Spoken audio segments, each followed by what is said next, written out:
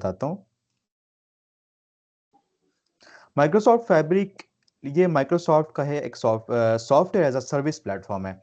इसको एक्सेस करने के लिए कोई आपको सॉफ्टवेयर डाउनलोड नहीं करना, जस्ट आपको ब्राउज़र के थ्रू ही माइक्रोसॉफ्ट फैब्रिक एक्सेस कर लेना है।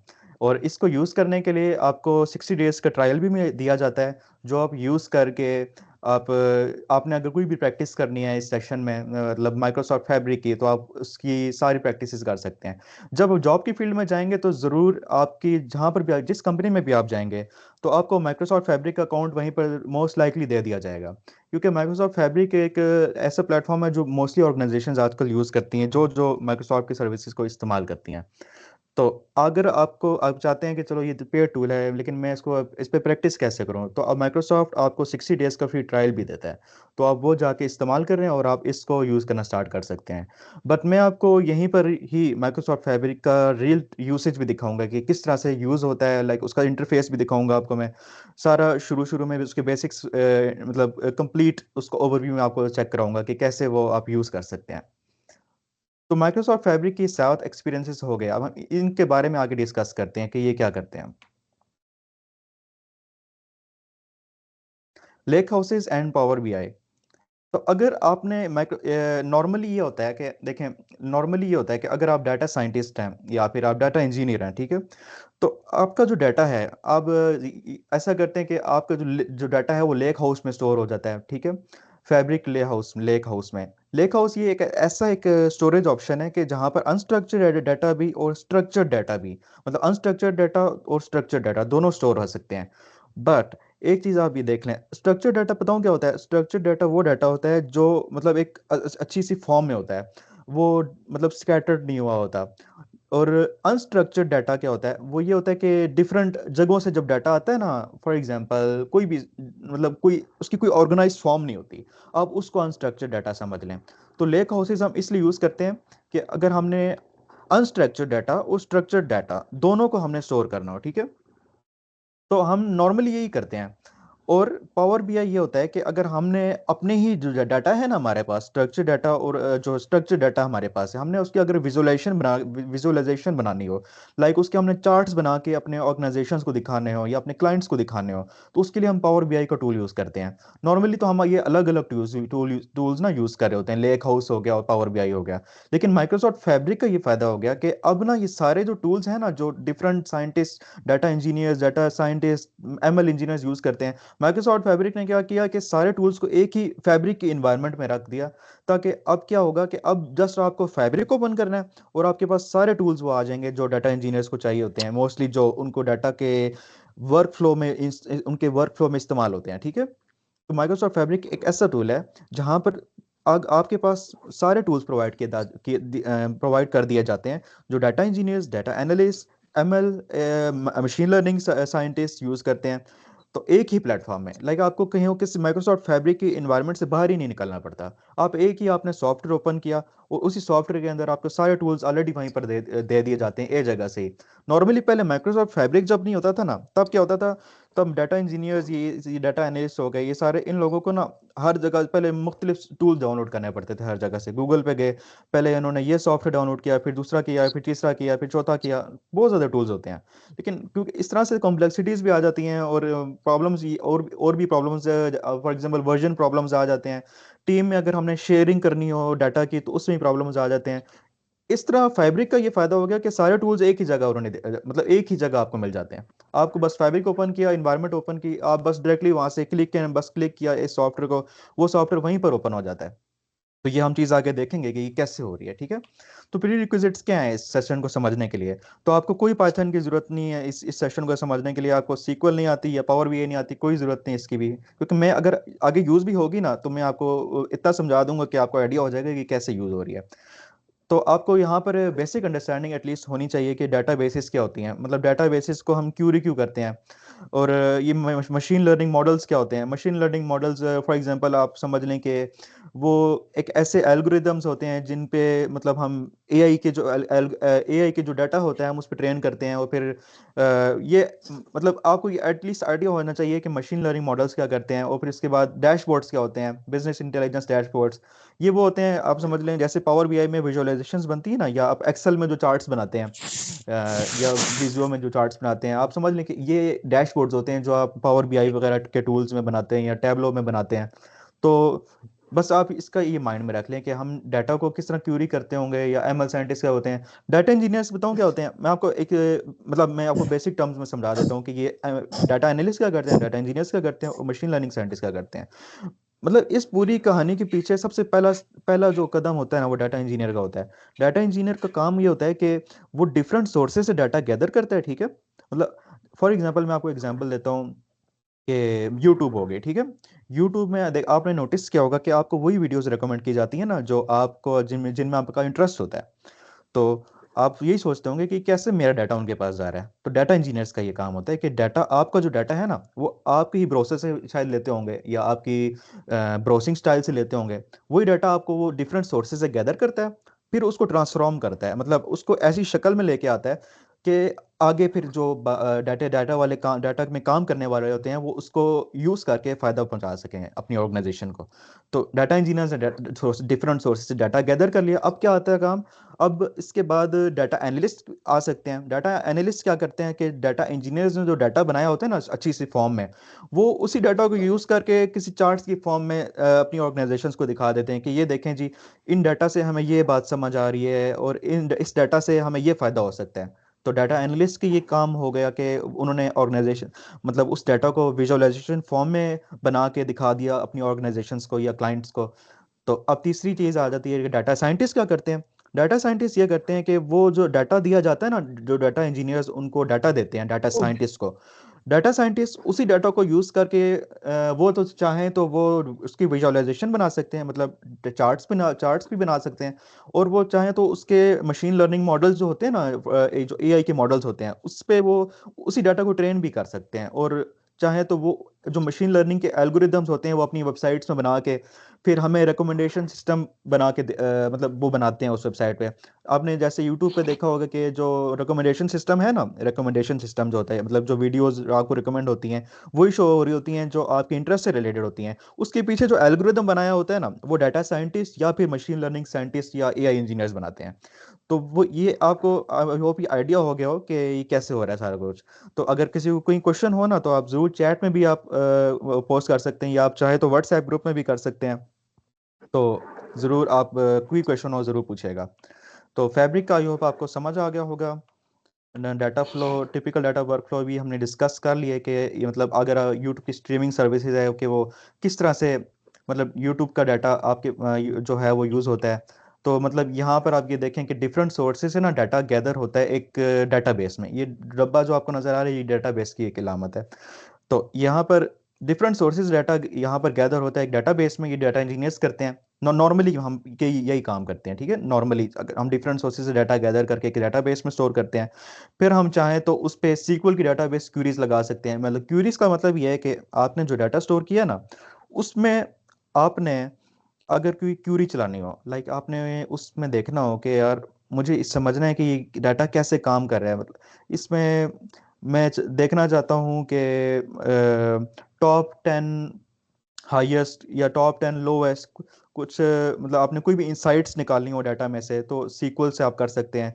या आपने डाटा की क्लीनिंग करनी हो, फॉर एग्जांपल आपकी जो डाटाबेस है, अगर डिफरेंट सोर्सेज से डाटा आया है, कहीं पर डुप्लीकेट वैल्यूज तो नहीं आ गई, या कहीं पर रॉन्ग डाटा टाइप्स तो नहीं आ गई, मतलब गलत डाटा जो है, तो आपने उस डाटा की क्लीनिंग करनी हो तो वो सीक्वल में करते हैं। फिर आप ये जो सीक्वल का काम है, डाटा इंजीनियर्स भी करते हैं, ये डाटा एनालिस्ट भी करते हैं। तो फिर उसके बाद अगर आप मशीन लर्निंग साइंटिस्ट हैं ना, तो आप वो सीक्वल की क्यूरीज जो हैं, आप जब आपने उस डाटा को क्लीन कर लिया, फिर आप चाहें तो उसको उसके ऊपर ना मशीन लर्निंग के मॉडल्स बना सकते हैं। क्योंकि आप मशीन लर्निंग के जो मॉडल्स हैं ना, आप उन पे डाटा तब ही ट्रेन कर सकते हैं अगर आपका डाटा क्लीन होगा, ठीक है। अगर आपका डाटा क्लीन नहीं होगा तो आपका जो एआई का एल्गोरिदम है वो इतना अच्छा से काम भी नहीं करेगा। तो ये शुरू से बात यहाँ से डाटा इंजीनियर से बात स्टार्ट होती है। फिर उसके बाद डायरेक्टली यहाँ आके टेंसर फ्लो, ये बेसिकली टेंसर फ्लो जो है ना, आप समझ लें कि यहाँ पर हम अपने मशीन लर्निंग के जो मॉडल्स हैं वो ट्रेन करते हैं। तो ये यहाँ पर ये मशीन लर्निंग साइंटिस्ट काम कर रहे हैं। और फिर लास्टली जो है इसके बाद पावर बीआई, आपने जो मशीन लर्निंग के मॉडल ट्रेन किया है, तो आप चाहें तो अगर वो उसकी विजुअलाइजेशन बनाना चाहें, लाइक अपने जो आपने एक्सपेरिमेंट, आपने जो भी मॉडल बनाए हैं, आप देखना चाहें कि इसका जो डाटा है, मतलब मशीन लर्निंग के जो आपने मॉडल जो है टेस्ट किया है, उसका डाटा आप विजुअलाइजेशन फॉर्म में बना के किसी ऑर्गेनाइजेशन को दिखाना चाहते हैं, तो वो पावर बीआई में करते हैं। तो ये देखिए काफ़ी डिफरेंट जगहों से ये डाटा ट्रांसफॉर्म होकर आ रहा है, लेकिन काफ़ी कॉम्प्लेक्स आपको लग रहा होगा कि यार ये तो काफ़ी जगहों से ये क्या हो रहा है, यहाँ से डाटा भी गैदर हो रहा है, सीक्वल में ट्रांसफॉर्मेशन हो रही है, टेंसर फ्लो में मशीन लर्निंग मॉडल बन रहा है, तो ये पावर बीआई में बन रही है, तो काफ़ी टूल्स हो गए। तो यही एक प्रॉब्लम थी, कि प्रॉब्लम ये थी कि देखें, पर आपको अगर नॉर्मल ऑर्गेनाइजेशन में अगर माइक्रोसॉफ्ट फैब्रिक यूज़ ना हो ना, तो काफ़ी डिफरेंट टूल्स में अगर दूसरे बंदों को यूज़ करना हो वही टूल, तो पर पहले पहले तो परमिशन देनी पड़ती हैं डिफरेंट टीम्स में। और कभी कभी ये होता है कि जो डिफरेंट टूल्स यूज़ हो रहे होते हैं उनमें प्रोग्रामिंग लैंग्वेज भी अगर कोई और यूज़ हो रही हो तो उसमें कॉन्फ्लिक्ट्स आ सकते हैं। तो अगर आप माइक्रोसॉफ्ट, ये इन्हीं इश्यूज की वजह से माइक्रोसॉफ्ट फैब्रिक आया। उसमें ये होगा कि ये सारे टूल्स ना एक ही जगह प्रोवाइड कर दिए गए, और अगर आपके पास उस अकाउंट, माइक्रोसॉफ्ट फैब्रिक का अकाउंट होगा ना, तो आप उन सब टूल्स को यूज़ कर सकेंगे। जिन जिन लोगों को ये माइक्रोसॉफ्ट फैब्रिक का अकाउंट दिया होगा वो सब इन टूल्स को एक साथ ही यूज़ कर सकेंगे, उनको कोई परमिशंस की प्रॉब्लम नहीं होगी। और अगर कोई भी कॉन्फ्लिक्ट आएगा प्रोग्रामिंग लैंग्वेज में, तो आप इजीली इजीली आप programming language, just one click off button में आप वहीं पर प्रोग्रामिंग लैंग्वेज भी चेंज कर सकते हैं अपनी प्रेफर्ड प्रोग्रामिंग लैंग्वेज में। तो ये हम आगे देखते हैं अब ये कैसे होगा। तो माइक्रोसॉफ्ट फैब्रिक की यही सोल्यूशन है कि उन्होंने end to end data analytics platform बना दिया। एंड टू एंड का ये मतलब है कि आपको एक ही जगह पर कंप्लीट डाटा एनालिटिक्स की सारी चीज़ें दे दी जाएंगी। तो इसमें डाटा इंजीनियर्स भी आ जाते हैं। डाटा इंजीनियर्स मतलब वही जो डाटा डिफरेंट सोर्सेज से गैदर करते हैं, उसको क्लीन करते हैं, फिर ट्रांसफॉर्म करते हैं, डाटा पाइपलाइंस वगैरह वो बनाते हैं डाटा इंजीनियर्स। फिर data use cases, data administrators होते हैं, उनके लिए क्या होता है कि जो डाटा बेसिस में आपका जो डाटा स्टोर हुआ होता है उस पे वो परमिशंस वगैरह लगा देंगे, या फिर उसमें कोई एडमिनिस्ट्रेशन टाइप के परमिशंस वगैरह लगाएंगे डाटा बेस एडमिनिस्ट्रेटर्स। फिर डाटा साइंटिस्ट के लिए भी फ़ायदा होता है इस माइक्रोसॉफ्ट फैब्रिक से। वो मतलब एमएल मॉडल्स बना देंगे आपके लिए। और बाय डेवलपर्स, ये पावर बीआई डेवलपर्स होते हैं जो विजुअलाइजेशंस वगैरह बनाते हैं। तो ये माइक्रोसॉफ्ट फैब्रिक के ये यहीं पर 7 एक्सपीरियंसेस जो हैं, हम इन्हीं को आगे भी डिस्कस करते हैं कि ये 7 एक्सपीरियंसेस की जो शुरू में बात की थी, वो किस तरह से, मतलब हमें वन वन करके हम उस पर जाएंगे एक एक करके। तो सबसे पहले हम आ जाते हैं कि डाटा फैक्ट्री, ठीक है। 7 एक्सपीरियंसेस में नंबर 1 पे डाटा फैक्ट्री क्या चीज़ है। तो डाटा फैक्ट्री जो है ये एक एक्सपीरियंस है डाटा इंजीनियर्स के लिए और ये डाटा साइंटिस्ट के लिए। नहीं, डाटा फैक्ट्री जो है ये डाटा इंजीनियर्स के लिए, डाटा साइंस एक्सपीरियंस जो है ना, डाटा साइंस ये वाला, ये डाटा साइंटिस्ट के लिए है। तो हम इसको आगे डिस्कस करते हैं कि ये कैसा यूज़ होता है। तो पहले आप एक चीज़ माइंड में रख लें कि डिफरेंट सोर्सेज, डिफरेंट टूल्स जो यूज़ हो रहे होते हैं ना डाटा फैब्रिक की इन्वायरमेंट में, उन सब का डाटा फैब्रिक में वन लेक में स्टोर हो रहा होता है। आपको ये एक फ़ायदा ये इस तरह से ये हो जाता है कि डिफरेंट जब टूल्स एक ही जब स्टोरेज सॉल्यूशन यूज़ कर रहे हैं, तो फिर डिफरेंट टूल्स में अगर कोई बंदा काम कर रहा है तो उसको इजीली वो डाटा एक्सेस हो जाएगा जो डाटा फैक्ट्री, या फिर देखें फॉर एग्जांपल, मैं आपको एग्जांपल देता हूँ। देखें पावर बीआई है ना, डाटा एनालिस्ट ने पावर बीआई यूज़ करना है, लेकिन उसको डाटा चाहिए, डाटा जो डाटा चाहिए ऑब्वियसली जो डाटा इंजीनियर ने ना, मतलब क्लीन किया होगा। तो वो अब नॉर्मली ये होता है कि तो डाटा एनालिस्ट को ये करना पड़ेगा। नॉर्मली ये होता होगा कि डाटा इंजीनियर, डाटा एनालिस्ट जो है वो डाटा इंजीनियर को पहले कांटेक्ट करेगा कि आप मुझे वो डाटा सेंड करें। फिर वो डाटा इंजीनियर है वो डायरेक्टली फिर इस डाटा एनालिस्ट को सेंड करेगा। लेकिन अगर डाटा इस माइक्रोसॉफ्ट फैब्रिक का ये फायदा हो गया कि डाटा फैक्ट्री में जो डाटा इंजीनियर काम कर रहा था उसने डाटा वन लेक में स्टोर कर दिया। तो उससे ये फायदा हुआ कि अब कोई भी यहाँ पर कोई भी बंदा अगर किसी और एक्सपीरियंस में काम कर रहा है ना, जैसे पावर बीआई में, तो वो डायरेक्टली वन लेक में जाएगा और उसको वो डाटा एक्सेस हो जाएगा। ये एक वन लेक का ये फायदा होगा कि वन लेक एक स्टोरेज सोल्यूशन है, जो मतलब स्टोरेज आप समझ सकते हैं कि स्टोरेज की जगह है जहाँ पर ये मतलब डिफरेंट एक्सपीरियंसेस का डाटा स्टोर होता है, और ये सारे मिलके एक साथ ही ये डाटा यूज कर सकते हैं। तो all data stored in one lake, मतलब ये देखें all experiences use the same data source. यहाँ पर आप देख सकते हैं कि डाटा इंजीनियर्स हो गए, डाटा साइंटिस्ट हो गए, डिफरेंट एक्सपीरियंसेस के लोग हैं यहाँ पर वन लेक में डाटा एक मिनट साथ में ही स्टोर कर सकते हैं और यू एक्सेस भी कर सकते हैं।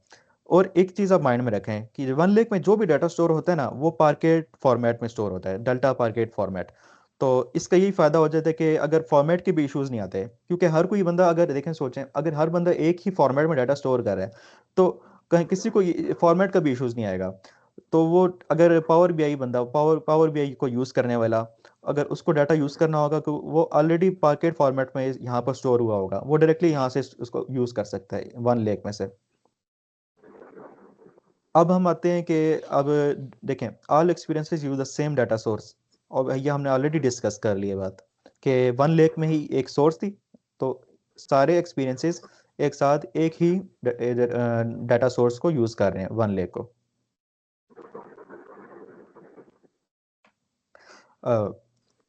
सिंगल यूनिफाइड हाँ experience made possible through one lake. यहाँ पर वन लेक का यही हमने डिस्कस की बात कि एक ही और यूनिफाइड यहाँ एक्सपीरियंस है, पर मतलब एक ही जगह पर डाटा स्टोर हुआ होता है। और यूनिफाइड एक्सपीरियंस हो गया कि सारा जो डाटा है वो एक ही जगह वन लेक में स्टोर हो रहा है। तो यही हमने चीज़ अभी डिस्कस की कि वन लेक जो है ये एक ऐसा स्टोरेज प्लेटफॉर्म है माइक्रोसॉफ्ट फैब्रिक में, जहाँ पर एक ही जगह पर बस डाटा स्टोर हुआ होता है और डिफरेंट एक्सपीरियंसेस के लोग आराम से उस डाटा को यूज़ कर सकते हैं।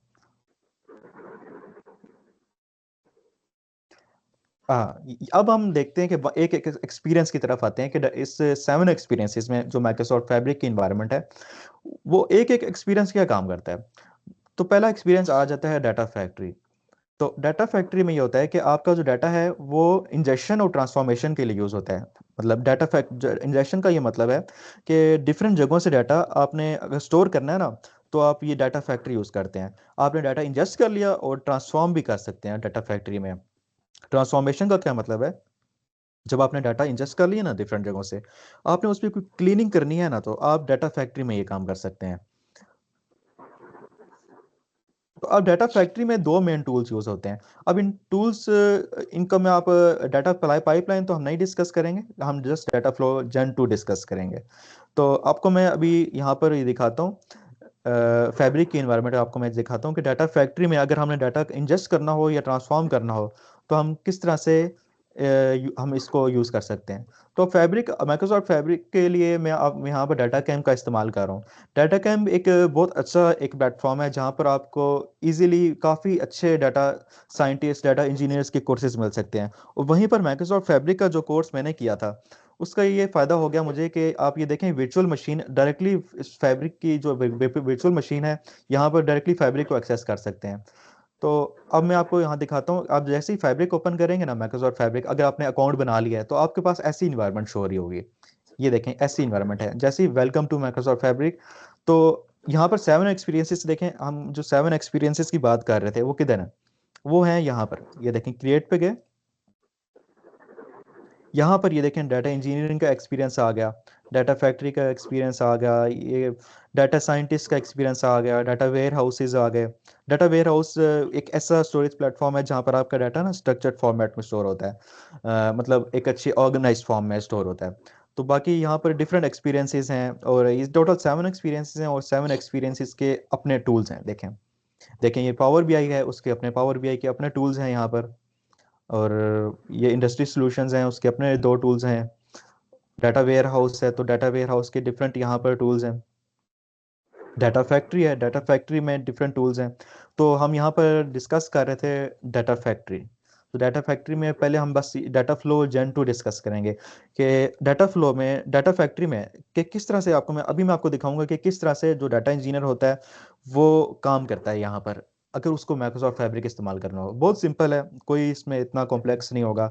आपको अभी मैं दिखाऊंगा कि किस तरह से डाटा इंजीनियर, मतलब डिफरेंट सोर्स से अगर उसने बस डाटा को इंजेस्ट करना हो अपने माइक्रोसॉफ्ट फैब्रिक में, वो किस तरह से उस डाटा को यहाँ पर स्टोर कर सकता है। तो उसके लिए मैं आपको दिखाता हूँ। आप जस्ट यहाँ पर आए, जैसे होम फैब्रिक ओपन किया, यहाँ पर आप फैब्रिक में आ गए। अब अपने डाटा फैक्ट्री ओपन करना है, मतलब ये जो डाटा फैक्ट्री है, ये फर्स्ट एक्सपीरियंस की बात कर रहे हैं। इसको यूज़ करते हैं डाटा इंजीनियर्स, ठीक है। दोबारा से मैं रिपीट कर रहा हूँ। तो डाटा फ्लो जेन 2 हम अभी डिस्कस करेंगे कि हम डाटा फ्लो जेन 2 को यूज़ करके, ये डाटा फ्लो जेन 2 डाटा फैक्ट्री के अंदर मौजूद होता है, हम किस तरह से इसको यूज़ करके डाटा को स्टोर कर सकते हैं डिफरेंट सोर्सेज से। तो अभी मैं आपको दिखाता हूँ।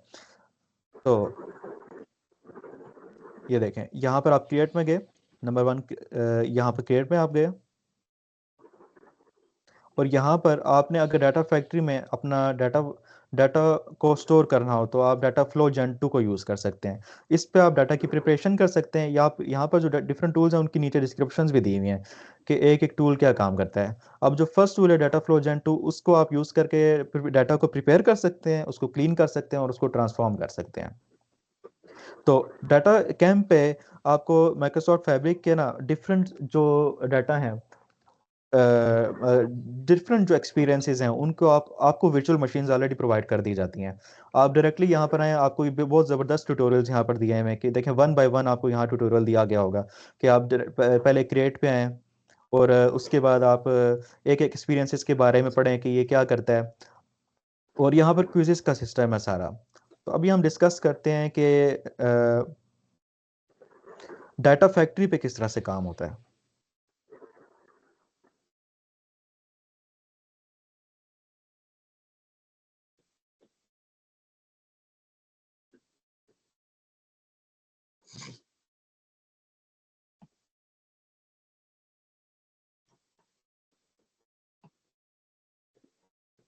ठीक है,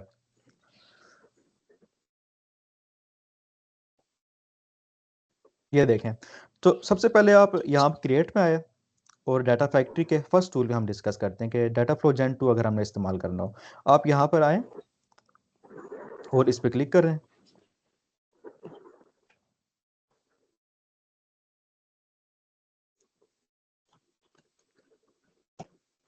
तो ये थोड़ा सा टाइम लेगा।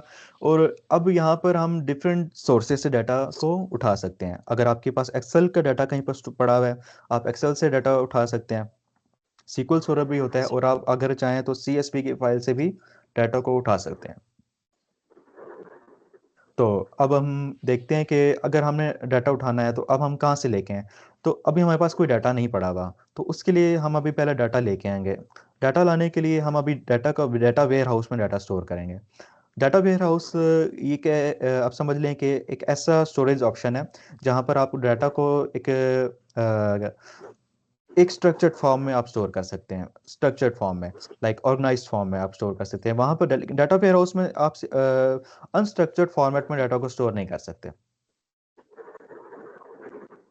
Let me exit this. और हम यहाँ से अब डाटा वेयर हाउस को ओपन कर लेते हैं। डाटा वेयर हाउस में फिर हमने डाटा को स्टोर करना होगा, और फिर हम जब डाटा को स्टोर कर लेंगे हम फिर इजीली डाटा फैक्ट्री में उसको एक्सेस कर सकेंगे। ये डाटा वेयर हाउस में आप ये देखें कि आपको यहाँ पर डिफरेंट तरीक़ों से आप डाटा वेयर हाउस को यूज़ कर सकते हैं। हम ये कन्वेंशनल नॉर्मल से बेसिक से अगर यूज़ करते हैं तो डायरेक्टली यहाँ पर आएँ, डाटा वेयर हाउस पे क्लिक किया यहाँ पर,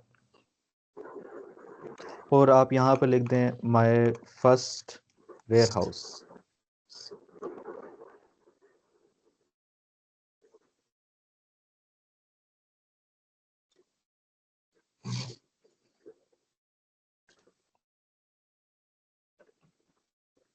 तो ये वेयर हाउस आपका जैसे ही आपने वेयर हाउस बना लिया, तो अब देखें वेयर हाउस में अब डाटा भी लाना होगा हमने डिफरेंट जगहों से। हम डिफरेंट तरीक़ों से यहाँ पर डाटा को लेके आ सकते हैं। तो उसके लिए आपको यहाँ पर एक ऑप्शन मिल रहा होगा ना, ये यहाँ पर देखें गेट डाटा। इस पे क्लिक किया तो यहाँ पर आपके पास दो तरीके हैं आप जिनसे डाटा को अपने इस डाटा वेयर हाउस में लेके आ सकते हैं। तो हम यहाँ से न्यू डाटा फ्लो जेन 2 को इस्तेमाल कर सकते हैं।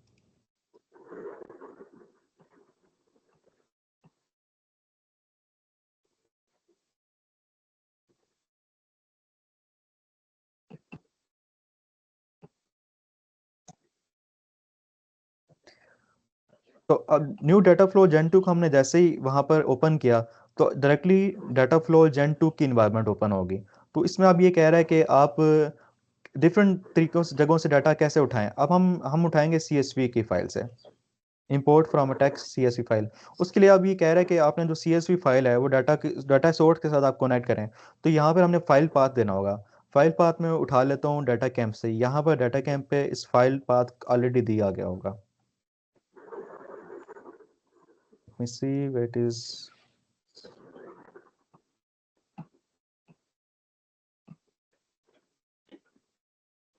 यस, यहाँ पर है।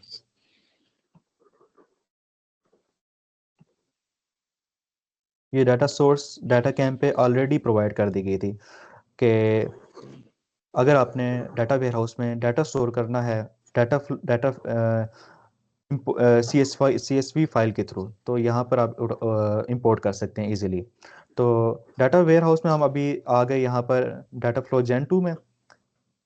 अब यहाँ से हम डाटा को इंपोर्ट करते हैं, हमने CSV फाइल के थ्रू डाटा इंपोर्ट करना है, तो हम डायरेक्टली यहाँ पर उस लिंक को पोस्ट कर देते हैं,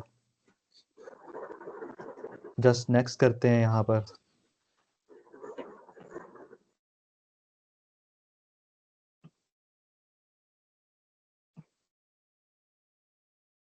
तो आप देखें यहाँ पर जैसे ही हमने इंपोर्ट किया डाटा को, ये हमारे पास ये एक एग्जांपल का एक तरह का डाटा आ गया है। ये ऑलरेडी स्ट्रक्चर्ड फॉर्मेट में हुआ हुआ है, देखें ऑलरेडी टेबल बना हुआ है, ये ऑलरेडी यहाँ पर लेबल्स बने हुए हैं डिफरेंट टाइप ऑफ डाटा के। तो अभी हम यहाँ पे प्रीव्यू कर रहे हैं और यहाँ पर हम क्रिएट कर लेते हैं।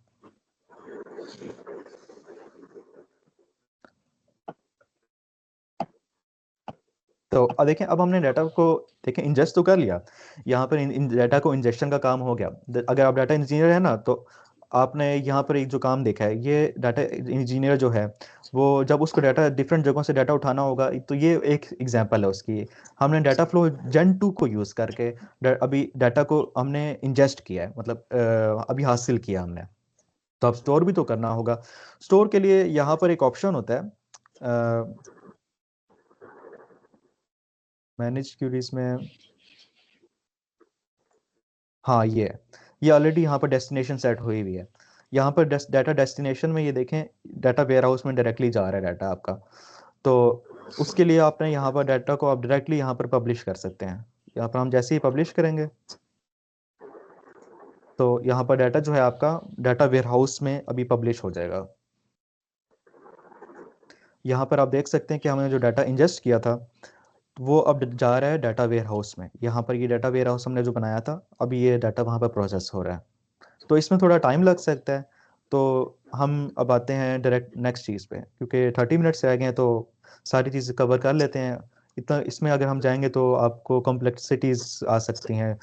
अगर आप चाहें तो इसको डीपली, अगर आप इसको एक्सप्लोर करना चाहते हैं, तो मैं आपको एक और अच्छी सोर्स दूंगा जिसको आप यूज़ करके बहुत ही कम टाइम में आप इसको इजीली समझ सकते हैं। तो ये देखें, डाटा फ्लो जेन 2 जो था उसने डाटा को इजीली यहाँ पर इंजेस्ट कर लिया है। तो अब हम आते हैं माइक्रोसॉफ्ट, अब हम अपने वेयर हाउस में आते हैं और स्कीमाज में आते हैं यहाँ पर।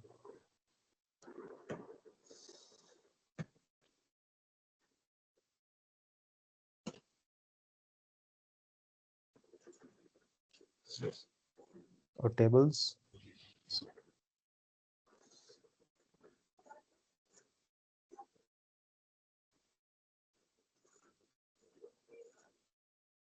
Late me check again, I think नहीं आया डाटा।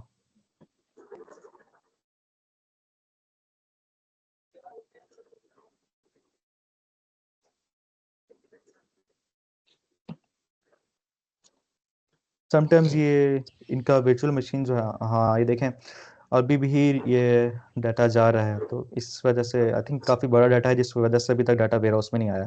तो हम इसको अभी स्किप कर लेते हैं। आपने ये जो देखा था यहाँ पर, ये जो मैं आपको दिखा रहा था, यहाँ पर आपको यहाँ पर शो हो जाएगा जब आपने डाटा इंजेस्ट किया होगा, वो आपके वेयर हाउस में यहाँ पर आपको शो हो जाएगा। तो हम अभी आते हैं नेक्स्ट चीज़ पे।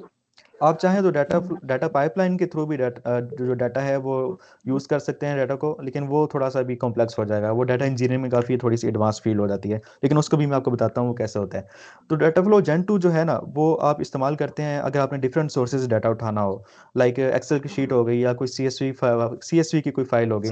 अभी जो हमने डाटा उठाया था वो CSV की फाइल से था, तो हमने उस डाटा को डायरेक्टली हम डाटा फ्लो जेन 2 जो है वो डायरेक्टली उसको वन लेक में स्टोर कर देता है। और ये इसका इंटरफेस बिल्कुल एक्सेल की तरह था जो अभी हमने देखा था। और डाटा पाइपलाइन क्या होती है? डाटा पाइपलाइन जो है डाटा फैक्ट्री में, इससे ये होता है कि अगर आपने कोई फ्रीक्वेंट बेसिस पे अगर डाटा लाना होता है ना, लाइक मैनुअली अगर आप ना चाहें कि डाटा आ रहा है, आप डायरेक्टली कोई इसकी ऑटोमेशन की कोई पाइपलाइन बना लें कि डाटा ऑटोमेटेड वे में इंजेस्ट होता रहे, हमने बस उसमें कुछ भी एक्स्ट्रा काम ना करना पड़े, डायरेक्टली ऑटोमेटिकली डाटा आता रहे। क्योंकि देखें फेसबुक हो गया या माइक्रो देखें फेसबुक, यूट्यूब, गूगल, कितने ट्रिलियंस ऑफ डाटा जो है वो जनरेट हो रहा होता है डेली। तो उसको मैनुअली प्रोसेस करना बहुत मुश्किल होता है। तो रियल वर्ल्ड में डाटा पाइपलाइन इस्तेमाल होती है। अगर कोई छोटा प्रोजेक्ट हो तो उसमें हम डाटा फ्लो जेन 2 का इस्तेमाल कर लेते हैं, लेकिन नॉर्मली रियल वर्ल्ड है, अगर आप किसी फैंग कंपनी में काम करेंगे ना data as a data engineer, तो आप यूजुअली डाटा पाइपलाइंस में ही काम कर रहे होंगे एज अ डाटा इंजीनियर। तो डाटा वेयर हाउस हमने डिस्कस किया था, जैसे हमने डिस्कस किया था कि ये एक ऐसी डाटाबेस है जहां पर डाटा है आपका जो वो स्ट्रक्चर्ड फॉर्म में होता है, और ये इसको आप डाटा फ्लो के थ्रू भी बना सकते हैं वेयर हाउस को, या आप उसको डाटा पाइपलाइन के थ्रू भी बना सकते हैं। मतलब आप डाटा फ्लो जो है हमने देखा अभी, जैसे पहले देखा था जब हम डाटा को गेट कर रहे थे ना डिफरेंट जगहों से, तो जब हम डिफरेंट जगहों से जब डाटा को हम गेट कर रहे थे, तो हमने उसी वहीं पर वेयर हाउस में ही डायरेक्टली डाटा स्टोर कर दिया था। तो ये वहीं पे ये वही चीज़ डिस्कस हो रही है। Just second.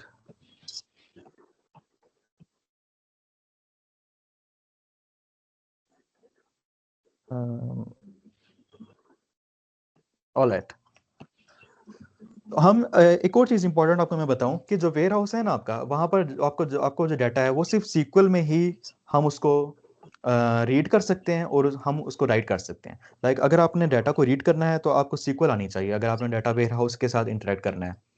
और आपका जो वेयर हाउस में डाटा है वो भी वन लेक में ही जाके स्टोर होता है। मतलब हम वेयर हाउस में जो डाटा लेके आ रहे हैं, लेकिन वेयर हाउस को जो डाटा है वो भी पार्केट फॉर्म में ही वन लेक के अंदर जा रहा है। जो हमने ये शुरू में चीज़ बताई थी मैंने आपको कि सारा जो डाटा है ना फैब्रिक की इन्वायरमेंट में वो एक ही जगह स्टोर होता है, ये उस चीज़ की बात हो रही है। लाइक वेयर हाउस में तो हमने स्ट्रक्चर्ड फॉर्म में डाटा स्टोर कर लिया है, लेकिन वेयर हाउस को जो डाटा है वो अब जाएगा वन लेक में पार्केट डेल्टा पार्केट फॉर्मेट में। तो अब हम आते हैं लेक हाउस की तरफ। एक लेक हाउस चीज होती है और एक डाटा वेयर हाउस होता है। तो इन दोनों में आपको डिफरेंस मैं आपको बताता हूँ क्या होता है। वेयर हाउस तो ये होगा कि आपका डाटा ऑर्गेनाइज फॉर्म में स्टोर होता है, लाइक स्ट्रक्चर्ड फॉर्मेट में स्टोर होता है।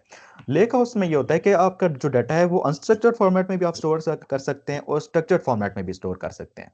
अनस्ट्रक्चर्ड फॉर्मेट ये होता है, मतलब अनस्ट्रक्चर्ड डाटा ये होता है लाइक एक कोई फाइल हो गई या कोई दो फाइल्स हो गई, तीन चार फाइल्स होंगे, ठीक है, या फिर कोई रॉ डाटा होता है, बिल्कुल रॉ फॉर्म में होता है, रॉ फॉर्म ओरिजिनल फॉर्म में, कोई उसका कोई कोई शेप नहीं होती, कोई लाइक उसको कोई ऑर्गेनाइज शेप नहीं दी जाती, वो अनस्ट्रक्चर्ड डाटा होता है। और आप स्ट्रक्चर डाटा और अनस्ट्रक्चर्ड डाटा दोनों को ही लेक हाउस में एक साथ स्टोर कर सकते हैं। और यूजुअली लेक हाउस में देखें, लेक हाउस में जो डाटा होता है ना वो आप नोटबुक्स में पाइथन के थ्रू इस्तेमाल करते हैं, मतलब यूज करते हैं उस डाटा को। वेयर हाउस में ये होता था कि हम उस डाटा को रीड करने के लिए सीक्वल इस्तेमाल करते थे, मतलब सीक्वल की एक क्यूरी लैंग्वेज चाहिए हम। लेकिन लेक हाउस में ये होता है कि आपने डाटा को इस्तेमाल करने के लिए आपको नोटबुक्स के थ्रू पाइथन से ही आप उस डाटा को एक्सेस कर सकते हैं। और लेक हाउस में जो है आप सीक्वल भी इस्तेमाल कर सकते हैं, लेकिन आप सीक्वल में सिर्फ डाटा को रीड कर सकते हैं लेक हाउस में आप, लेकिन उस डाटा को आप चेंज नहीं कर सकते। लेक हाउस में जब आप सीक्वल इस्तेमाल करते हैं ना, सीक्वल लैंग्वेज, आप सिर्फ उस डाटा को रीड कर सकते हैं, लेकिन आप उसको बिल्कुल भी डिलीट नहीं कर सकते, डाटा को आप उसमें कोई चेंजिंग नहीं कर सकते। और अगर आप चेंजिंग करना चाहें ना उस डाटा को, लेक हाउस में जो डाटा पड़ा हुआ है, तो उसके लिए आपको फिर पाइथन स्पार्क कोड इस्तेमाल करना पड़ेगा। अगर आप चाहें तो उस लेक हाउस जो आपने डाटा स्टोर किया हुआ है उसको चेंज करना चाहें तो। वेयर हाउस में तो हम ये डायरेक्टली डाटा को बहुत रीड भी कर सकते थे, राइट भी कर सकते थे, राइट मतलब हम उसको चेंज भी कर सकते थे। लेकिन लेक हाउस में अगर आपने सीक्वल इस्तेमाल कर सिर्फ करे की ना, तो सिर्फ आप रीड कर सकते हैं, आप उसको चेंज नहीं कर सकते। चेंज करने के लिए आपको पाइथन इस्तेमाल करनी पड़ेगी लेक हाउस में। और यहाँ पर भी देखें लेक हाउस में भी जो डाटा है वो डेल्टा पार्केट फॉर्मेट में ही स्टोर होता है, लेक हाउस का डाटा भी। तो हमने यहाँ पर अभी तीन एक्सपीरियंसेस डिस्कस कर लिए। हमने डाटा फैक्ट्री डिस्कस कर ली। डाटा फैक्ट्री में अभी हमने जो डाटा फ्लो जेन 2 देखा था ना, हम जब डाटा को इंजेस्ट कर रहे थे, तो वो चीज़ थी डाटा फैक्ट्री के एक्सपीरियंस के अंदर। और हमने दूसरी चीज़ डिस्कस की डाटा साइनोएप्स डाटा इंजीनियरिंग की। और तीसरी चीज़ हमने डिस्कस की डाटा वेयरहाउस की, जहाँ पर हम डाटा को डिफरेंट सोर्सेज से इंजेस्ट कर रहे थे। तो मैं आपको दोबारा एक मिनट दिखा देता हूँ कि ये किधर थी, ये तीनों एक्सपीरियंसेस किधर हैं। यहाँ पर ये देखें, ये तीन कोने पे देखें डाटा इंजीनियरिंग के एक्सपीरियंस में हम आए हुए हैं। तो आप इसको जैसे ही ओपन करेंगे ना, आपके पास ये तीनों सातों एक्सपीरियंसेस शो हो रहे हैं। आपके पास यहाँ पर डाटा फैक्ट्री है, जो हमने अभी डिस्कस की थी। ये डाटा इंजीनियरिंग है, यहाँ पर लेक हाउस बना सकते हैं आप। और डाटा वेयर हाउस है, यहाँ पर आप data warehouse structured format में डाटा स्टोर कर सकते हैं। ये वाला एक्सपीरियंस जो है data warehouse, data engineering और डाटा फैक्ट्री, ये तीन एक्सपीरियंसेस मेनली डाटा इंजीनियर इस्तेमाल करते हैं। तो हम ये बाकी जो चार एक्सपीरियंसेस हैं उनको भी हम देख लेते हैं कि वो किस तरह से इस्तेमाल होते हैं। वो जो है ये बाकी चार के जो एक्सपीरियंसेस हैं ये डाटा साइंटिस्ट और डाटा एनालिस्ट जो है ना वो ज़्यादा इस्तेमाल करते हैं, या ML मशीन लर्निंग के जो साइंटिस्ट हो गए या AI इंजीनियर्स हो गए, तो वो भी इन चारों एक्सपीरियंस को इस्तेमाल कर सकते हैं अगर उनका रोल कोई AI रिलेटेड हो उस डाटा को इस्तेमाल करके। तो अब हम आते हैं डाटा साइंस के एक्सपीरियंस में।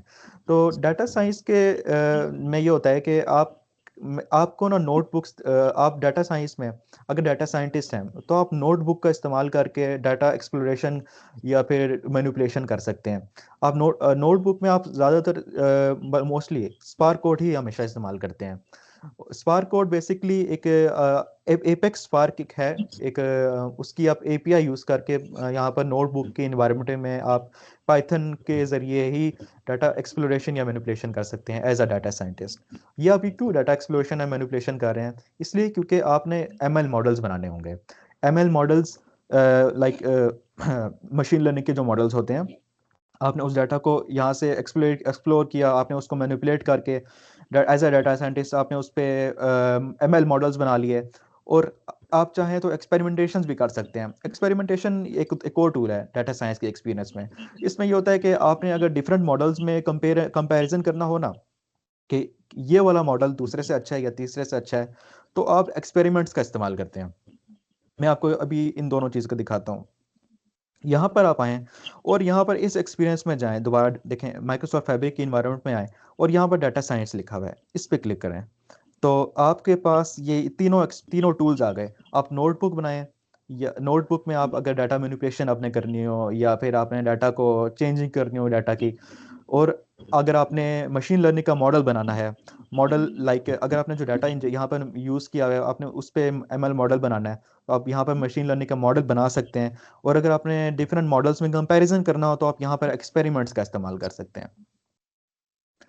तो ये देखें एक्सपेरिमेंट में जब हम डिफरेंट मॉडल से जब हम डाटा को कंपेयर करते हैं ना, तो हम चाहें तो उसकी विजुअलाइजेशन फॉर्म में भी दिखा सकते हैं कि हमने डिफरेंट मॉडल्स को जो कंपेयर किया है, हम उसको अगर हमने उसके कोई चार्ट्स वगैरह बनाने हो ना, तो हम पावर BI टूल डायरेक्टली इसी फैब्रिक के इन्वायरमेंट में ही पावर BI को एक्सेस कर सकते हैं। ये एक फैब्रिक का बहुत अच्छा फ़ायदा हो गया कि आपने डायरेक्टली यहीं से आपने जो एक्सपेरिमेंट्स में डिफरेंट मॉडल्स को कंपेयर किया हुआ था एज अ डाटा साइंटिस्ट, आपने डायरेक्टली वहीं पर ही पावर BI के थ्रू उसी डाटा को आपने विजुअलाइज करके अपनी क्लाइंट्स को दिखा दिया। ये एज अ डाटा साइंटिस्ट आपने यहाँ पर इस तरह से आप यूज़ कर सकते हैं। और एक और देखें, यहाँ पर भी बात वहीं पर आई कि लेक हाउस में डाटा आप स्टोर कर रहे हैं। नोटबुक्स हो गए, ML मॉडल्स हो गए, एक्सपेरिमेंट्स हो गए, तीनों का जो डाटा है आप लेक हाउस में स्टोर कर सकते हैं। लेक हाउस वही अनस्ट्रक्चर्ड या फिर स्ट्रक्चर्ड फॉर्मेट में अगर आपने डाटा को स्टोर करना है, और ये वाला लेक हाउस में जो डाटा आप स्टोर करें ये भी at the end OneLake में ही जाएगा as a delta parquet format में। तो अब हम आते हैं पावर BI पे। पावर BI जो है यहाँ पर एक और एक्सपीरियंस है इसी इन्वायरमेंट में।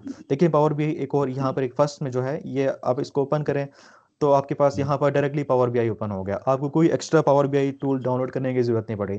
इसी फैब्रिक के इन्वायरमेंट में आपने यहाँ पर फैब्रिक आपने पावर BI को ओपन किया और यहाँ से आप अपनी रिपोर्ट्स बना सकते हैं, जो आपने आपका जो भी डाटा है। अब ये जैसे ये भी मैंने यहाँ पर टेम्पलेट ओपन कर देता हूँ, यहाँ पर cancer statistics in the USA। तो यहाँ पर आपके पास डायरेक्टली आप यहाँ पर आप विजुअलाइजेशन वगैरह अपनी बना सकते हैं पावर BI के अंदर ही।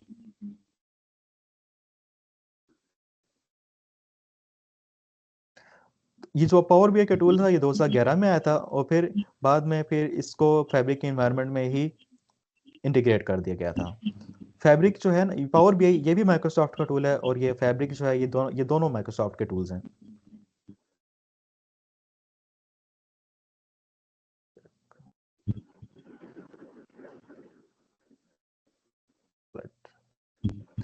तो पावर BI जो है ये विजुअलाइजेशंस या डैशबोर्ड बनाने के लिए इस्तेमाल होता है। ये बिजनेस इंटेलिजेंस डेवलपर्स यूज़ करते हैं इसको, डाटा एनालिस्ट भी यूज़ करते हैं, दोनों यूज़ करते हैं। और ये पावर BI में है, जो आप डाटा पावर BI यूज़ कर रहे हैं ना फैब्रिक के इन्वायरमेंट में, वो भी आप वन लेक से उठा सकते हैं या फिर आप वेयर हाउस से उठा सकते हैं। आपने जो वेयर हाउस में वन लेक में आपने जो डाटा स्टोर किया है पावर फैब्रिक की इन्वायरमेंट में, आप पावर बीआई में डायरेक्टली आप उस डाटा को पुल कर सकते हैं, या फिर आप वेयर हाउस में अगर आपने स्टोर किया हो डाटा वहां से भी आप पुल कर सकते हैं डाटा को। और रियल टाइम एक और चीज ये एक और एक्सपीरियंस है, ये रियल टाइम इंटेलिजेंस। ये क्या होता है कि इसमें दो टूल्स हैं, ठीक। पहले हम दोनों टूल्स को देख लेते हैं।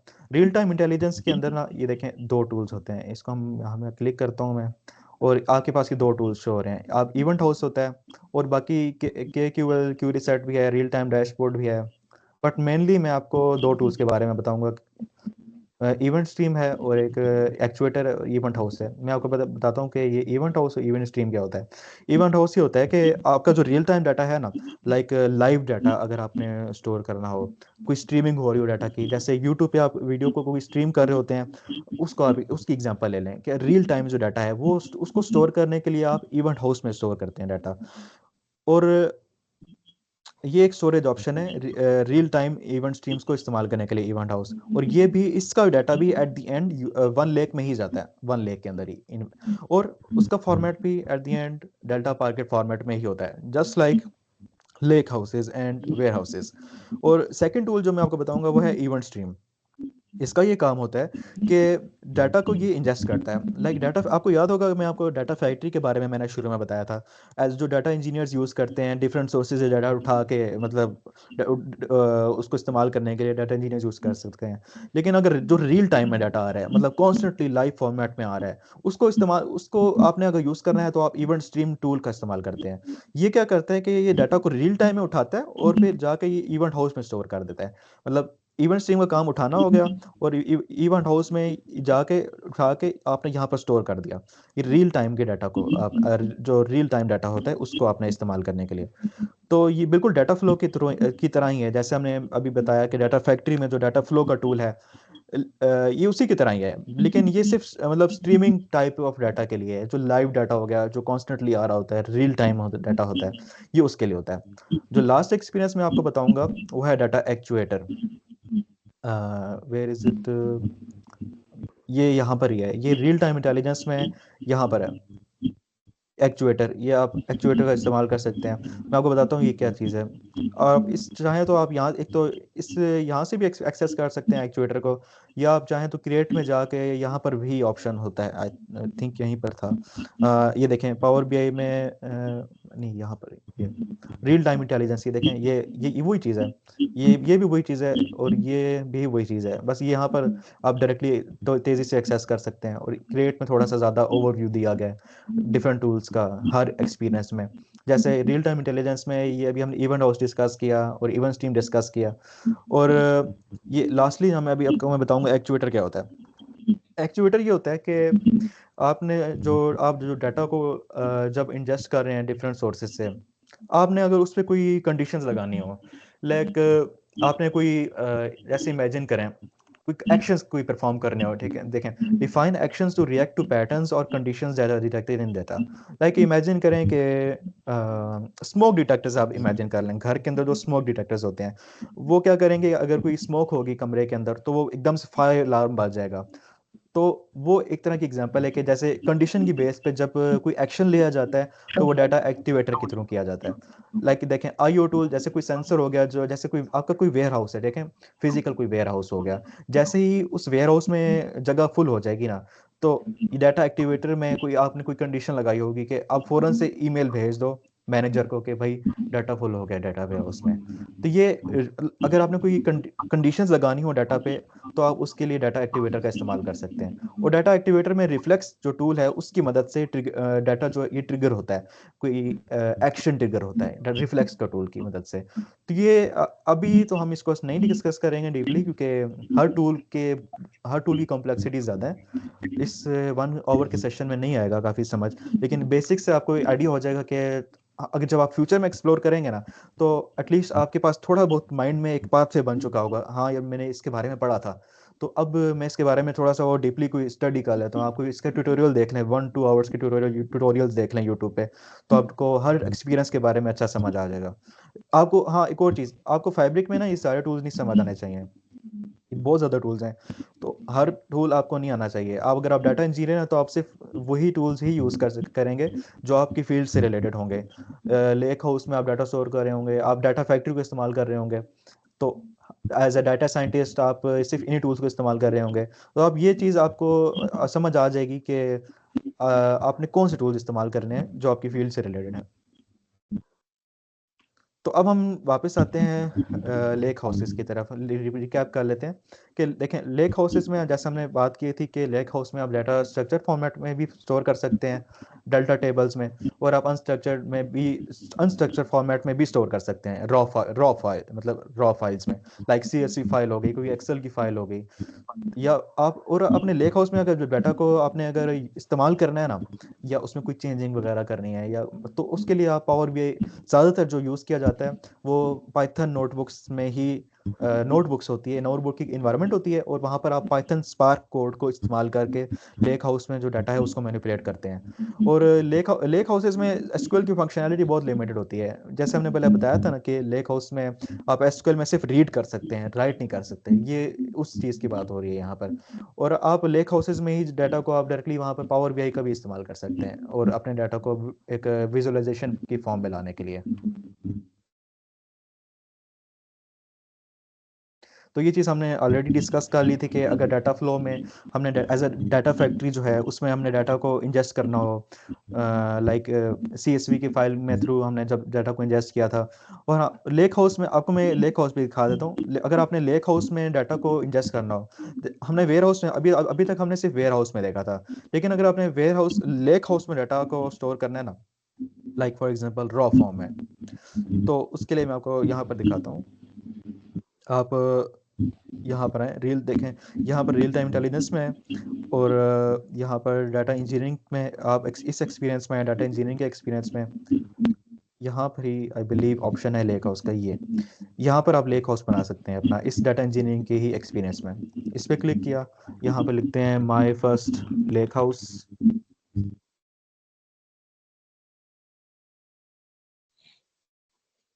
तो जैसे ही लेक हाउस हमने बनाया तो उसमें डिफरेंट तरीके से हम डाटा को इंजेस्ट कर सकते हैं।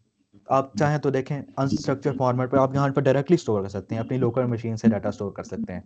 ये डाटा वेयर हाउस में नहीं हो रहा था, देखें डाटा वेयर हाउस में हम डायरेक्टली नहीं स्टोर कर सकते थे कोई भी फाइल, क्योंकि उसमें तो हम सिर्फ टेबल्स ही, स्ट्रक्चर डाटा ही स्टोर कर सकते थे।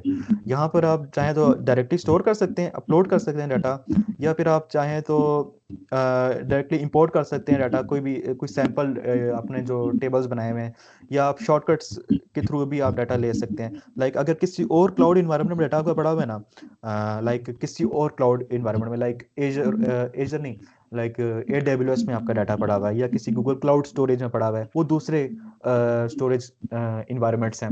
लाइक आपने किसी एक्सटर्नल जगह से डाटा उठाना हो लेक हाउस में, तो आप यहाँ पर न्यू शॉर्टकट का इस्तेमाल कर सकते हैं। इस पर क्लिक किया तो यहाँ पर देखें, हम चाहें तो माइक्रोसॉफ्ट वन लेक से, ये इसी इन्वायरमेंट में कह रहे हैं कि इंटरनल सोर्स से ही आपने डाटा उठाना है, मतलब वन लेक तो ये इसी फैब्रिक की अपनी अपनी ही स्टोरेज इन्वायरमेंट थी ना, हम यहाँ से भी उठा सकते हैं डाटा।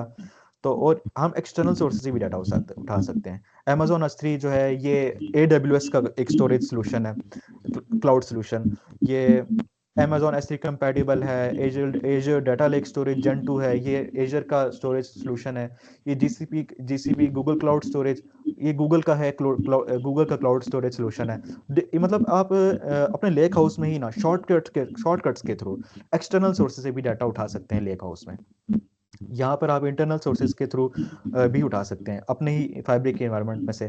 तो देखिए मैं जैसे यहाँ पर आया तो ये कह रहा है कि आपने इंटरनल सोर्स में से कहाँ से डाटा उठाना है। हमने यहाँ पर ऑलरेडी डाटा वेयर हाउस बनाया हुआ था, तो हम यहाँ से नेक्स्ट करके ऑलरेडी ये डाटा को लेक हाउस में स्टोर कर सकते हैं। तो अभी तो ये कह रहा है कि ये हमने डाटा देखें जो इंजेस्ट किया था मार्केटिंग का, ये यहाँ पर आ चुका है। तो हम मार्केटिंग का जो डाटा है, ये हम यहाँ से अपने ही वन लेक से डाटा को स्टोर करते हैं और ये क्रिएट कर देते हैं। और ये देखें लेक हाउस में ही आप, लेक हाउस में डाटा हमने इंजेस्ट कर लिया। कहाँ से इंजेस्ट किया? हमने अपने ही वन लेक में से, इन्वायरमेंट में से। आप चाहते हैं तो किसी वेयर हाउस में से भी इस लेक हाउस में डाटा स्टोर कर सकते थे, या किसी एक्सटर्नल जगह से भी उठा सकते थे। या फिर अगर आप चाहें कि मैंने अपने कंप्यूटर से डाटा उठाना है लेक हाउस में, लाइक रॉ फॉर्म में, तो आप उसके लिए आप अपलोड फाइल्स का ऑप्शन यहाँ पर यूज़ कर सकते हैं। लेट्स सी कि हम हमने डाटा जो स्टोर किया है, वो यहाँ पर होता है।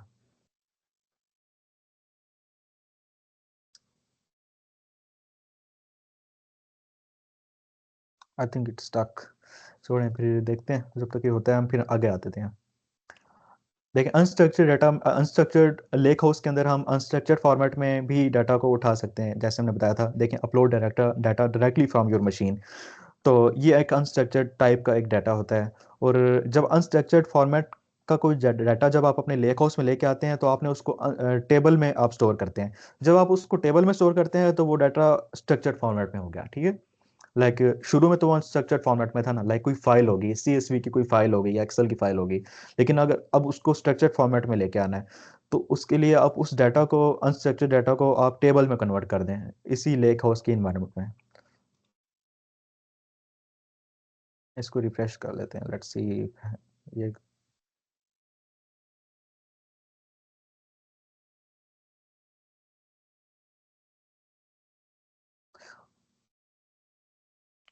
तो जब आप देखें, आप जब डाटा को अपनी लोकल मशीन से उठा रहे हैं, तो आपने उसको अब लोकल मशीन से, लाइक अगर अनस्ट्रक्चर्ड फॉर्मेट में आप डाटा को अपलोड कर रहे हैं अपनी अपने कंप्यूटर से, तो उसको आप टेबल में आप अपलोड करेंगे। आप टेबल में क्यों लोड करेंगे? क्योंकि अब हमने अनस्ट्रक्चर्ड डाटा को अगर यूज़ करना है ना, तो हमने उसको पहले स्ट्रक्चर्ड फॉर्मेट में लेके आना पड़ेगा।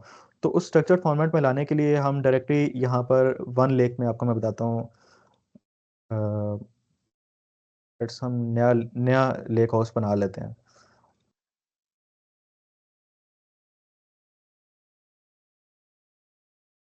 यहाँ पर डाटा इंजीनियरिंग के एक्सपीरियंस में आए, और यहाँ से लेक हाउस बना लेते हैं एक और, सेकंड लेक हाउस।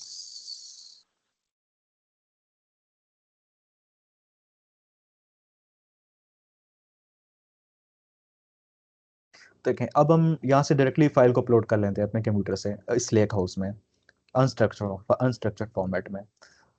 तो कोई भी अगर डाटा होता हमारे पास, आई थिंक यहाँ पर डेस्कटॉप पे पड़ा हुआ है, लेकिन ये सीएसवी फाइल्स ऑलरेडी पड़ी हैं, हम इसको इंजेस्ट करते हैं लेक हाउस में।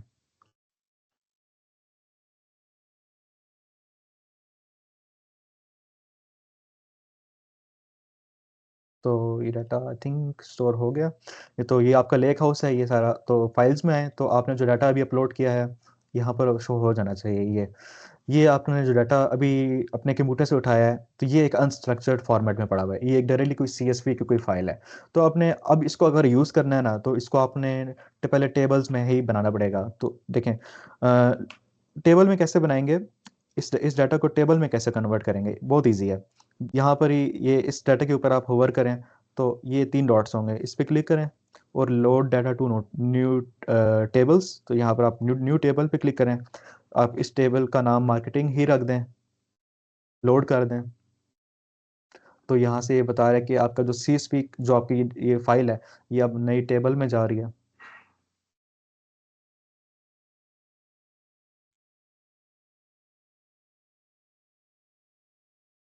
तो ये जब तक होता है हम फिर आगे आ जाते हैं।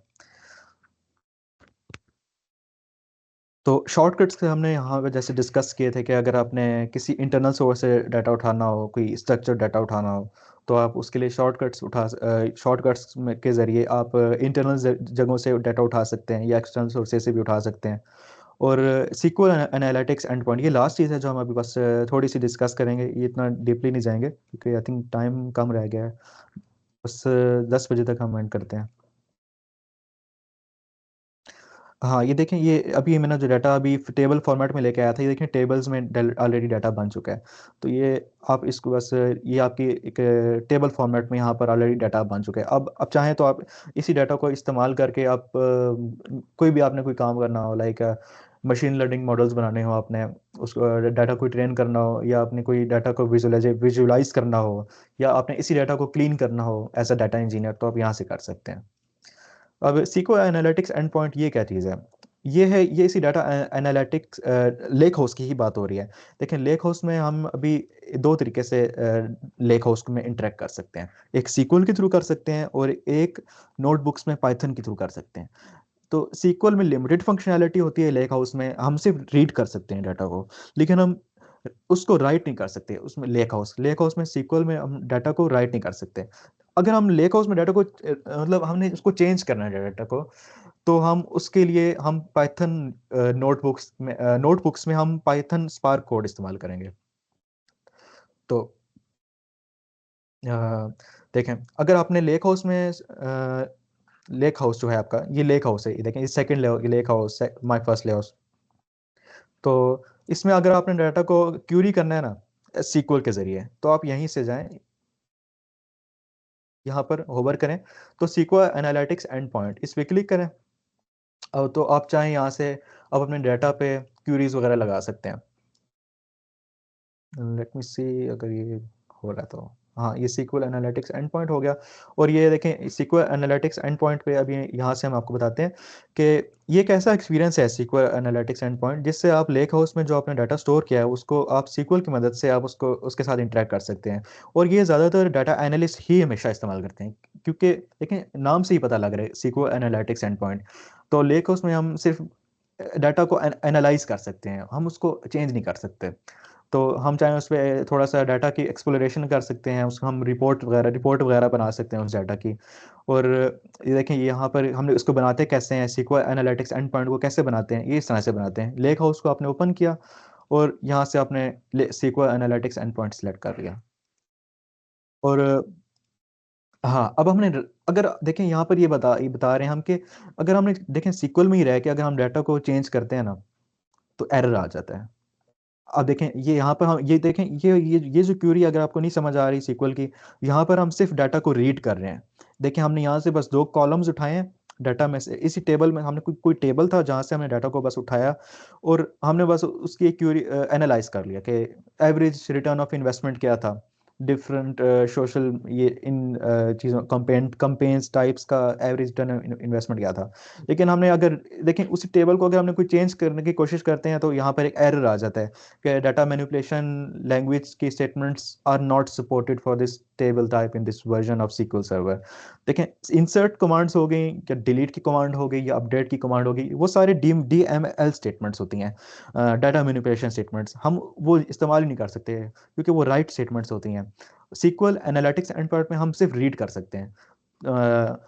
अगर हमने राइट करना हो तो उसके लिए हम पाइथन नोटबुक्स में पाइथन इस्तेमाल करते हैं लेक हाउस में। तो वो मैं उसका भी आपको ओवरव्यू दे देता हूँ वो कैसे होगा। तो लास्टली हम बस आते हैं कि हमने, हाँ, ये देखें, यहाँ अगर हमने क्वेरीज को चलानी है ना, कि हम ये यहाँ से आप डायरेक्टली न्यू एसक्यूएल क्वेरी करें, आप यहाँ डायरेक्टली क्वेरीज वगैरह लिख सकते हैं। हमने यहाँ से मार्क सेलेक्ट कोई भी कॉलम वगैरह अपने उठाना हो, या अपनी टेबल यहाँ पर आपका गिवन है। इसको थोड़ा एक्सपेंड कर लेते हैं। ये आपका टेबल था मार्केटिंग का, और ये कॉलम्स हैं इसमें, इसी टेबल में ये वाले कॉलम्स हैं। हम यहाँ से कॉलम्स उठा सकते हैं। सेलेक्ट कंपेन है, फर्स्ट कॉलम उठा लेते हैं जस्ट, और फ्रॉम सेलेक्ट ये वाला फर्स्ट वाला कॉलम उठा लेते हैं, और फ्रॉम मार्केटिंग टेबल में से, और आप यहाँ से डायरेक्टली इसको रन कर लें। तो यहाँ पर अब ये सीक्वल की क्वेरी रन हो रही है इसी मार्केटिंग टेबल में। तो ये देखें, फर्स्ट कॉलम जो है हमने यहाँ पर एक्सेस कर लिया है सीक्वल के जरिए इस मार्केटिंग टेबल में। तो ये जस्ट एग्जांपल थी हमने डाटा को रीड करने की, बट अगर हमने इसको राइट करना हो तो हम उसके पाइथन नोटबुक्स में करते हैं। हम चेंज नहीं कर सकते टेबल का डाटा लेक हाउस में, वो हम सिर्फ वेयर हाउस में कर सकते हैं सीक्वल के थ्रू। लेकिन लेक हाउस में डाटा जो है सिर्फ रीड हो सकता है। तो अब ये एक डायग्राम है जहाँ से आपको मैं बताता हूँ कि ये क्या हो रहा है।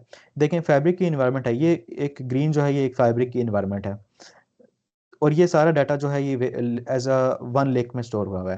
ये सीक्वल एनालिटिक्स एंड पॉइंट में हम सिर्फ लेक हाउस में डाटा देखें रीड कर सकते हैं जस्ट।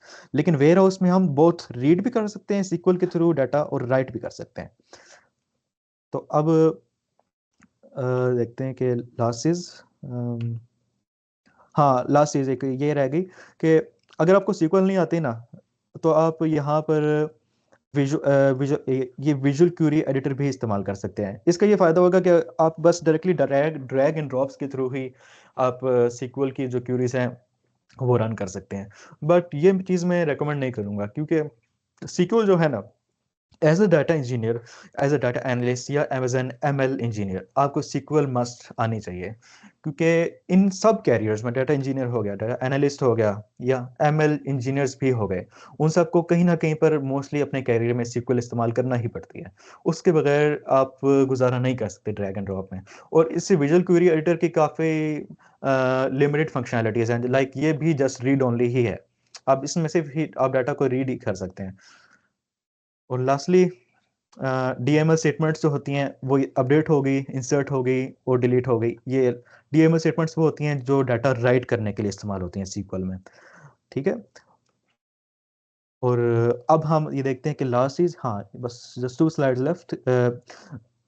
अगर आपने अपने डाटा को अपने चेंज करना है ना लेक हाउस में, तो उसके लिए आप नोटबुक्स का इस्तेमाल करते हैं। नोटबुक्स आप समझ लें कि जैसे कोई है, कोई एक इन्वायरमेंट है जहां पर आप स्पार्क SQL कोड को रन करते हैं कोई भी डाटा को चेंज करने के लिए।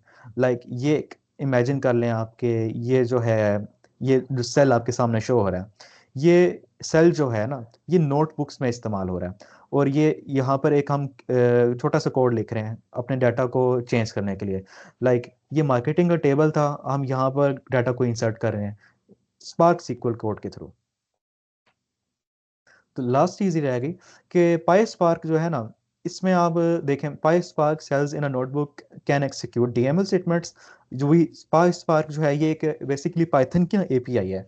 आप इस API को यूज़ करके अपने डाटा को चेंज कर सकते हैं। तो ओवरराइट मोड ये होता है कि अगर आपने डाटा को ऑलरेडी कोई डाटा पड़ा हुआ है, तो उसका आपने ओवरराइट करना हो और अपेंड करना हो, तो मतलब कि आपने उसी डाटा के आगे कोई नया डाटा, नई रोज वगैरह आपने शामिल कर रही हो।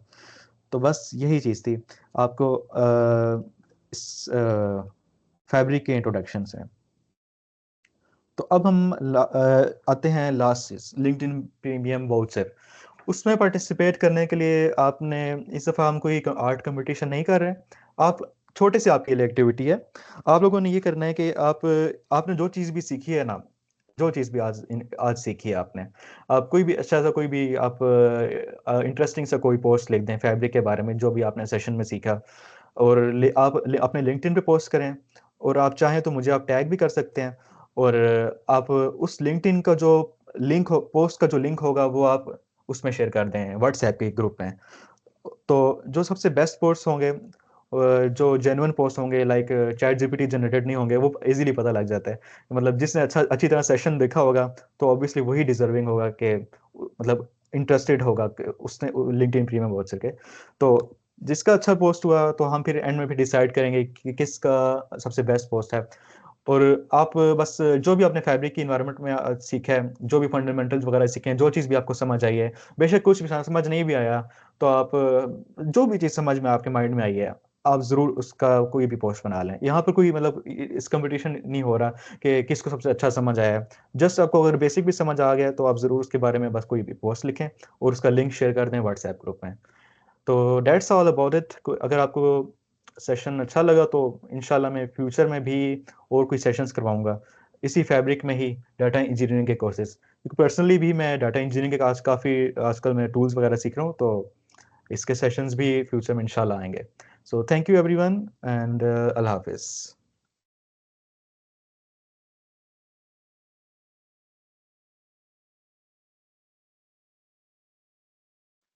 आई think someone had a question.